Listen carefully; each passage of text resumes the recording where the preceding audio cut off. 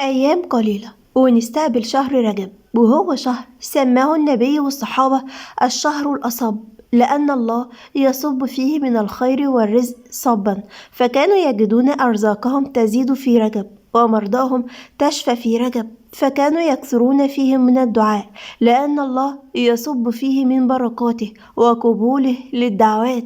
اللهم بلغنا إياه وصب علينا فيه خيرك وفضلك وعافيتك صبا صبا.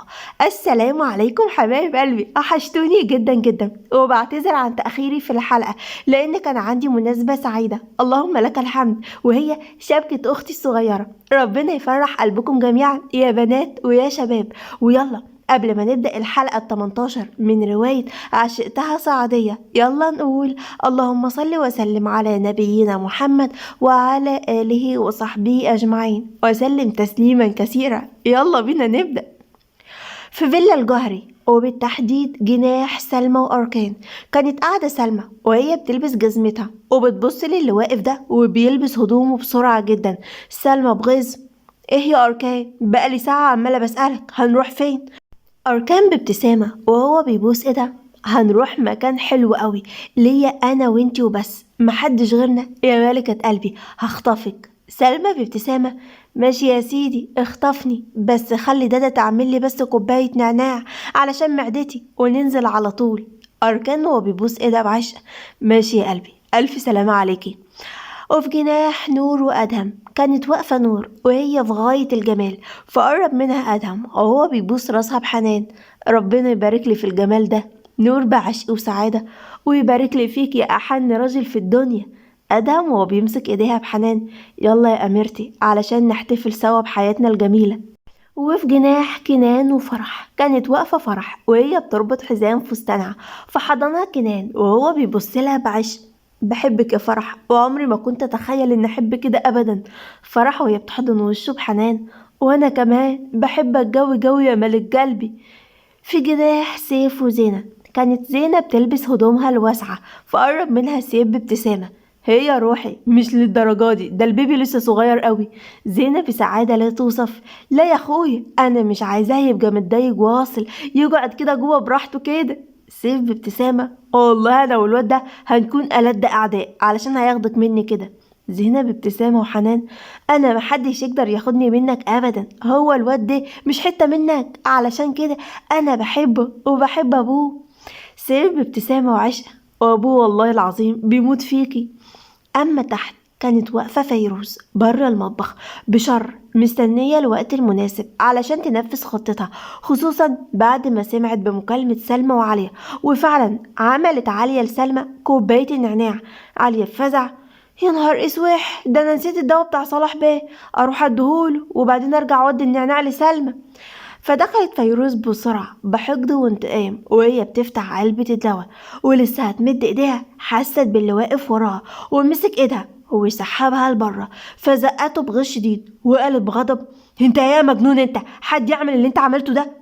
ليس بغضب شديد: واللي انت كنت عايزه تعمليه يتقال عليه ايه ان شاء الله؟ للدرجه دي انت شطانه؟ مفيش حاجه في دماغك غير اذيه الناس، مش عايشه غير علشان كده؟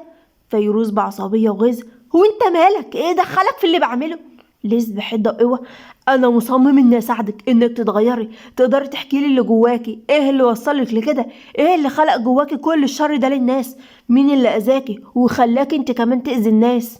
فيروز بغيظ وسخريه: لا يا شيخ، بقولك ايه، جو الدكتور المحترف اللي انت عايش فيه ده مش هيجيب معايا اي نتيجة، هتفشل، فاحسن لك تشوف غيري تضيع معاه وقتك اكتر يا دكتور. ليز بجدية: سلمى اذتك في ايه؟ ليه عايزة تدمري حياتها؟ واوعي تقولي انك بتحبي اركان والكلام الفاضي ده، لاني مش هصدقك. فيروز بغل وحقد ودموع: انا مش بكره سلمى بس، انا بكرههم كلهم. ليه هو بيمسك ايدها بحنان: ليه؟ احكي، صدقيني لو خسرت كل حاجة انا جنبك، انا مصممة اساعدك. فيروز بوجع ومرارة: ما تتعبش قلبك معايا يا دكتور، الا انك مش هتوصل لحاجة. ليس بحدة وغيظ وهو بيسحبها للأوضة بغيظ شديد، فزقها جوه الأوضة وقفلها بغيظ. فيروز بغيظ وصريخ: افتح يا ليس، افتح افتح، انت مش هتكسب حاجة من اللي انت بتعمله ده، افتح لي خرجني. ليس بعصبية وغيظ. مش هتخرجي يا فيروز قبل ما تقرري انت بنفسك تتغيري وتبقي واحدة تانية غير فيروز اللي ماشية تأذي في الناس وبس. فيروز بحدة وغيظ: مش هيحصل يا ليس، مش هيحصل، مش هكون ضعيفة، مش هسيب حد يستقوى عليا، مش هيحصل يا ليس. ليس بحدة وغيظ: يبقى خلاص هتفضلي في الأوضة، مش هتخرجي منها أبدا غير لما تقرري تحكي كل حاجة وتساعديني إن أغيرك من أول وجديد. فيروز بوجع ومرارة: مش هيفرق حاجة صدقني، لأن الجديد مش ممكن يمسح القديم ولا يغيره. ليس بابتسامة أمل: لا يا فيروز، ممكن، صدقيني كل حاجة ممكن تتغير. هسيبك دلوقتي، لما تحبي تتكلمي انت عارفة هتعملي ايه. كل حاجة هتحتاجيها هتلاقيها عندك، وانا مش هفقد الامل. سامعة يا فيروز؟ مش هفقده. فيروز وهي بتقع على الارض بدموع وهمس: انت عايز مني ايه يا ليس؟ ليه مصمم تخليني افتح في دفاتر قديمة عملت المستحيل علشان اقفلها؟ فسكت ليس واتنهد وهو بيفتكر كلامه وهو وأركان. فلاش باك في الجنينة كان قاعد أركان بصدمة من كلام ليس. أركان بغيظ: انت باين عليك اتجننت فعلا زي ما قالت دادا عالية. تعالج مين يا ابني؟ فيروز دي شيطانة ماشية على الأرض. ليس بقوة وثبات: أنا متأكد إن الشيطانة دي جواها إنسانة كويسة ومحتاجة حد يساعدها. هرجوك يا أركان تسمح لي إن أعمل ده، ما تقلقش، أنا عارف إنها في الأول وفي الآخر مراتك وأنا هراعي ده، صدقني. أركان بجدية: على فكرة هي مش مراتي. ليس بصدمة: نعم، إزاي يعني مش مراتك؟ مش فاهم. أركان بجدية: أنا طلقتها بعد خروج آدم وكنان على طول، ما كنتش طايق أخليها على ذمتي ولا ثانية واحدة، بس طبعا هي متعرفش علشان أتقي شرها. ليس بابتسامة: كده انت سهلت عليا كتير، يبقى محدش يشغل دماغه باللي هعمله، وصدقوني هتشكروني لما تشوفوا النتيجة. وفي واحدة من الكافيهات الفخمة كانت داخلة سلمى وهي ماسكة ايد أركان، فكانت بتبص للمكان الفاضي من الناس، بس كان مليان بالألوان الزاهية والشموع الملونة، ففعلا المكان كان في قمة الرومانسية. فأخدها أركان وقعدها بالرومانسية. سلمى باستغراب: وعاد جرى ايه يا أركان؟ مفيش غيرنا هنيه ولا ايه؟ أركان هو بيبوس ايدها بعشق: تفتكري لما القمر يكون موجود النجوم تنفع تظهر؟ سلمى بابتسامة وعشق: وبعدين معاك يا سي أركان، أنا مش قدك، ايه الكلام الحلو ده والدلع ده كله؟ أركان هو بيبوس ايدها بعشق: دي أقل حاجة علشان أشكرك على كل اللي عملتيه معايا واعتذرلك على غبائي.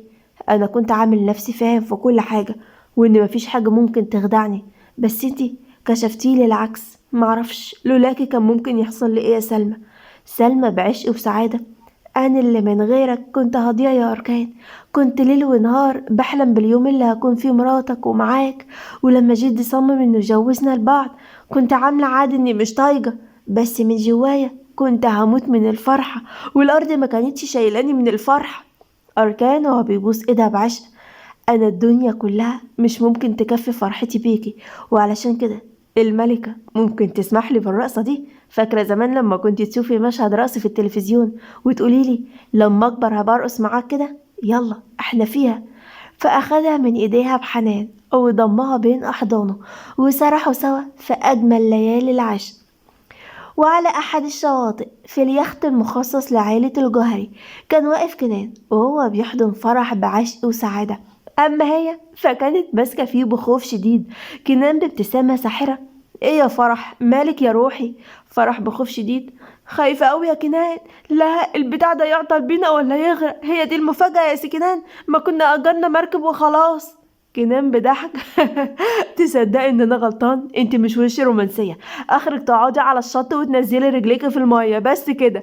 فرح بغش شديد: اجدي يا كنان، بتتريق عليا؟ تشكر يا ابن الناس تشكر. كنان وهو بيحضنها بعشق: روح قلبي، انا بس عايزك تثقي فيا وانك طول ما انت معايا انت في امان. فرح بابتسامه وبدأ الخوف يروح منها: انت الامان بالنسبه لي يا كنان، انت كل حاجه ليا في الدنيا دي. كنان وهو بيبوس ايدها بعشق: يبقى خلاص انسي كل حاجه وافتكري انك مع حبيبك اللي بيخاف عليكي اكتر من نفسه. وفي المعز والحسين كانت ماشية نور بسعادة وراحة للأماكن المقدسة دي. نور بابتسامة وسعادة: يا أدهم، ما تتصورش قد إيه الواحد مبسوط إنه جه هنا. أدهم بابتسامة وسعادة: الحمد لله يا حبيبتي، كنت خايف أول تتضايقي إن جبتك هنا وما عملتش زي أركان وكنان، بس والله هنا أحسن بكتير. نور بابتسامة وسعادة: طبعا أحسن بكتير، هو في أحسن من الأماكن دي أدهم؟